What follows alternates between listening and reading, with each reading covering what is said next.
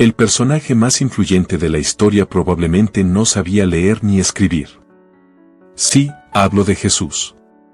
El mismo Jesús que inspiró millones de libros, sermones, películas y obras de arte. El mismo Jesús cuyo mensaje se transmitió por todo el mundo, a través de textos que él mismo nunca escribió. Y no es teoría conspirativa. Es la conclusión a la que llegan muchos historiadores modernos. Hoy vamos a ver por qué los expertos creen que Jesús era probablemente analfabeto, qué significaba eso en su época, y cómo esto cambia, o no, la forma en que vemos su figura. Quédate hasta el final, porque lo que descubrirás allí podría cambiar tu forma de entender la historia. Sección 1. El mito del Jesús educado.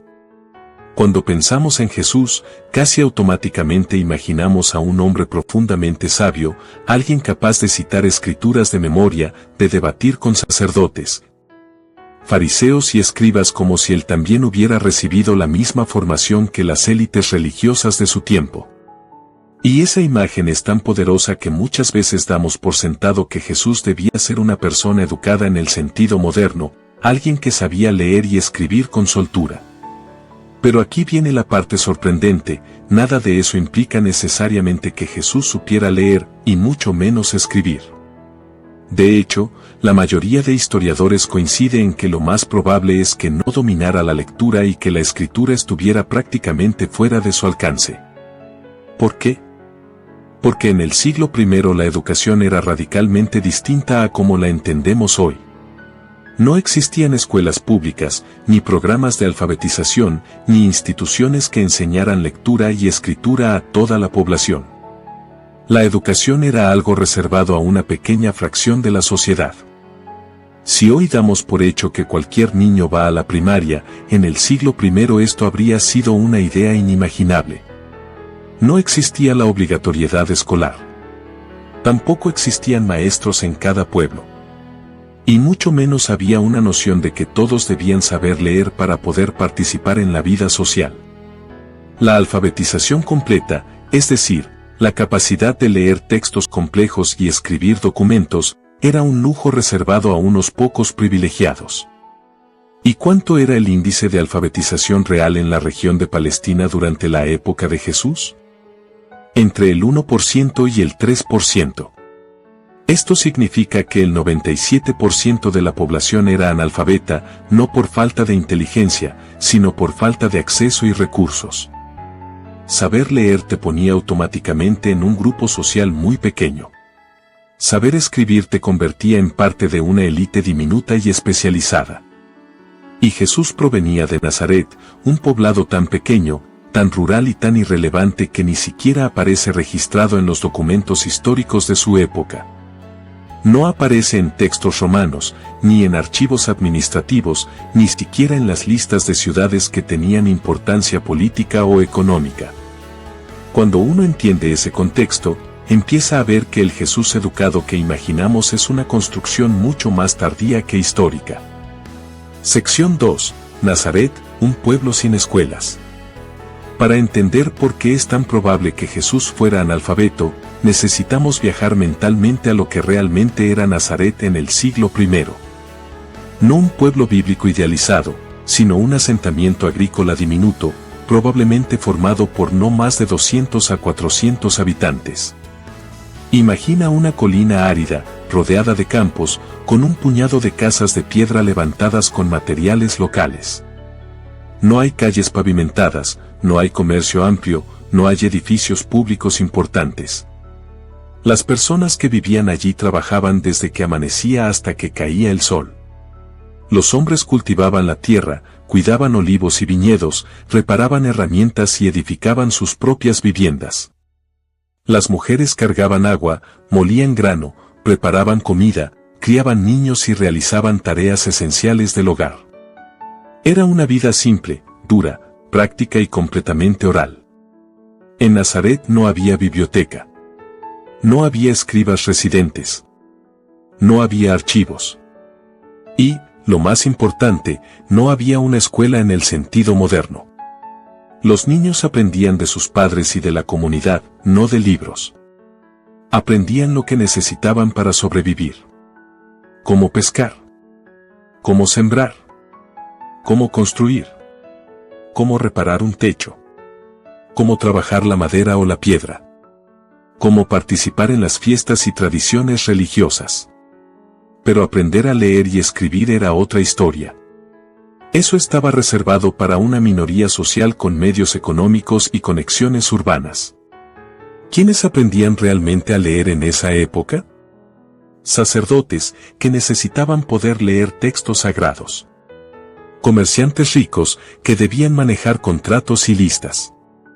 Funcionarios del templo o del gobierno, encargados de registros.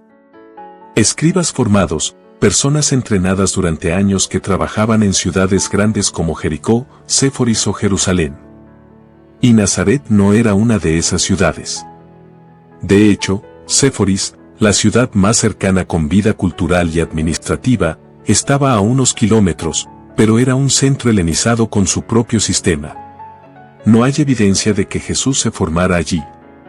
Jesús era hijo de un artesano, probablemente un carpintero o constructor, y creció en un entorno donde el conocimiento se transmitía hablando y escuchando, no leyendo.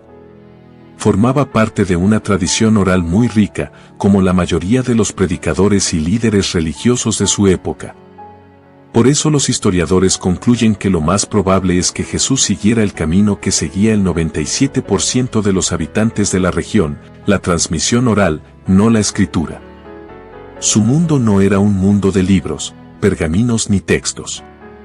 Era un mundo de historias, parábolas, refranes, memorias compartidas y enseñanza directa, cara a cara. Una cultura donde la palabra viva era más poderosa que cualquier tinta. Sección 3. ¿Pero no dice la Biblia que Jesús leía?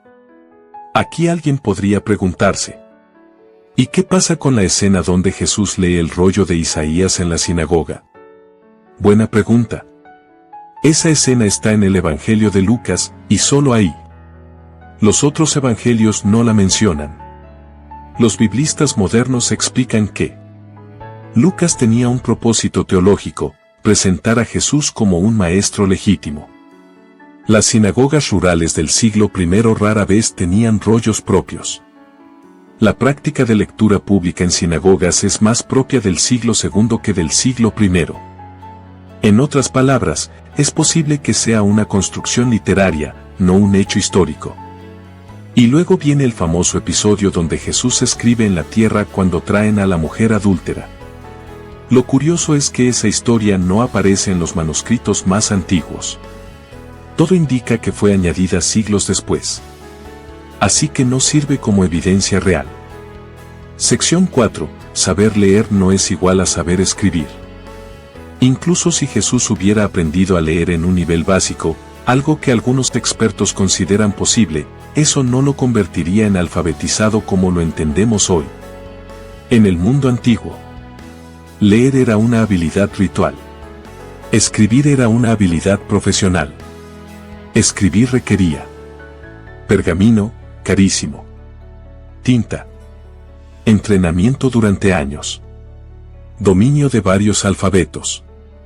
Por eso existía la figura del escriba. Era algo así como el notario, abogado y secretario oficial de la época. Y Jesús no tenía el perfil de escriba. Era un predicador ambulante, moviéndose entre pueblos agrícolas, enseñando mediante historias orales. Sección 5. La tradición oral, el verdadero motor del movimiento de Jesús. Aquí es donde la cosa se vuelve fascinante. Aunque Jesús no escribiera nada, su mensaje se esparció como fuego. ¿Cómo? A través de la oralidad. Los predicadores judíos del siglo I se especializaban en parábolas, frases memorables, metáforas simples, repeticiones rítmicas. ¿Te has dado cuenta de que muchas frases de Jesús parecen eslóganes? Los últimos serán los primeros. Bienaventurados los pobres. No puedes servir a dos señores. Esa estructura no es casualidad. Está diseñada para ser recordada, compartida y transmitida sin escritura. Su poder no estaba en las letras, sino en la voz. Sección 6. Los evangelios no fueron escritos por los discípulos. Esta parte puede resultar incómoda para algunos, pero es un hecho histórico ampliamente aceptado. Ningún evangelio fue escrito por un testigo presencial. Ni Mateo, ni Marcos, ni Lucas, ni Juan. Fueron escritos entre 40 y 70 años después de la muerte de Jesús, por comunidades cristianas que ya habían evolucionado mucho. Y eso tiene sentido si lo pensamos. Si Jesús no escribía, y sus discípulos eran pescadores y artesanos, ¿cómo iban a redactar textos complejos en griego? La primera generación cristiana fue 100% oral. Las palabras de Jesús, al no estar escritas por él, circularon de boca en boca durante décadas, cambiando, adaptándose, expandiéndose. Sección 7. ¿Qué implicaría aceptar que Jesús era analfabeto? Ahora llegamos a la parte más profunda. Si Jesús no sabía escribir, ¿qué significa eso? ¿Le resta valor? ¿Le quita autoridad? ¿Hace su mensaje menos importante? Muchos dirían que no. De hecho, podría hacerlo aún más impresionante. Porque hablamos de alguien que, sin escribir un solo libro, sin dejar un solo documento, sin fundar una escuela, sin tener acceso al conocimiento de la élite, impactó al mundo entero. Un campesino de un pueblo diminuto se convirtió en foco de un movimiento global.